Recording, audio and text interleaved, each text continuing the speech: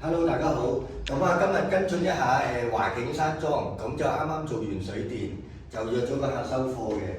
咁啊，簡單講解下啦。嗱，呢一個就係現代風格嘅。咁喺呢一度咧，我哋做咗一組電視櫃啦，喺呢度開始伸延到窗呢一邊嘅。咁而呢一邊咧就係做咗一個入戶鞋櫃，咁係一個做翻一個玄關位啦。咁啊，一入嚟就會坐低換鞋啦。咁個鞋櫃就會加咗啲玻璃嘅元素啦。嗱，咁本身呢一度咧，成屋就係做咗一個智能家居嘅。咁客人翻到屋企咧，只要嗌一聲就可以開燈㗎啦。咁啊，融入咗智能家居咧，我哋有咩咧？有窗簾啦，智能嘅窗簾，同埋就係一個霧化玻璃嘅，全屋嘅玻璃都會做霧化嘅。咁啊，嚟到廳呢個位咧，呢一度都會做一幅飾面牆啦，就係喺梳化背嘅。咁呢度成屋嘅天花燈咧，都係以一個無柱燈嘅效果去演繹嘅。咁嚟到呢一邊咧，就係主人房啦。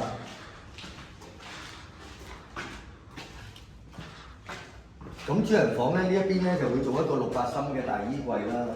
去到呢個位咧，就會方便主人喺度做嘢啦。業主會喺呢一度做啲文職嘢嘅，所以都會設計咗一張書台啦。咁啊，呢一邊咧就會有一個窗台嘅榻榻米嘅。咁啊，呢一度咧就係一張圓浮式嘅雙人床啦。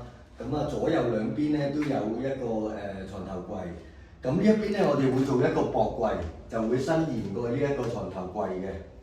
咁就會融入咗個床頭櫃入去個薄櫃呢一邊嘅。咁啊，呢一邊都係一個智能廁所啦，咁就會安裝智能坐廁啦。燈就係會有加插咗智能嘅。我哋都係業主一翻到嚟講就可以㗎啦，開燈咁佢就會開燈嘅，自動嘅。咁就呢一邊一個企缸範圍啦。咁啊，我哋呢度咧就會做一個窗台膊，就修飾咗呢一個位嘅。咁啊，呢度仲會間多一幅牆嘅。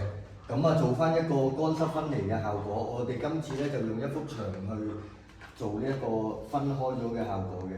呢一度會間一幅砂磚牆嘅。呢一度就一個洗手盆啦，好長嘅洗手盆。咁就變咗咧，一入嚟就會係一個乾嘅區域啦。咁啊，再落嚟呢間客房。咁就你睇到啦，原先就係有漏水嘅天台，因為呢一個就係連天台單位。咁我哋今次咧都係處理埋個天台嘅防水㗎啦。咁啊，客房都係標準啦，會有一張單人床啦，兩個床頭櫃。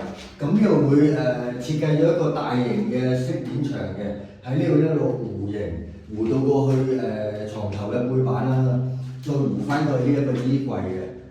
而呢啲燈都係智能嘅，有智能效果㗎啦，客房都。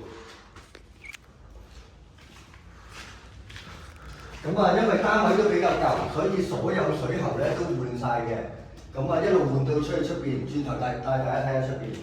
咁啊，廚房呢度咧，我哋就係做一個大型嘅門框啦，跟住咧呢一度就會做一個石膏板天花。咁啊，都係智能嘅燈嘅呢一個廚房。咁啊，一個長形嘅，咁啊有12尺嘅台面地櫃、櫥櫃、地櫃。咁啊，呢啲吊櫃啦，呢一度咧就會做一個薄櫃嘅，去到修飾翻呢一個位啦，有個薄櫃。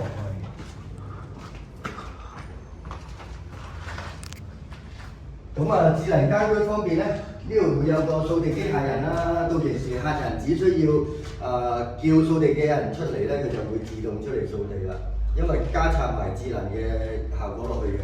呢一度一個餐邊櫃啦，咁呢度就有張固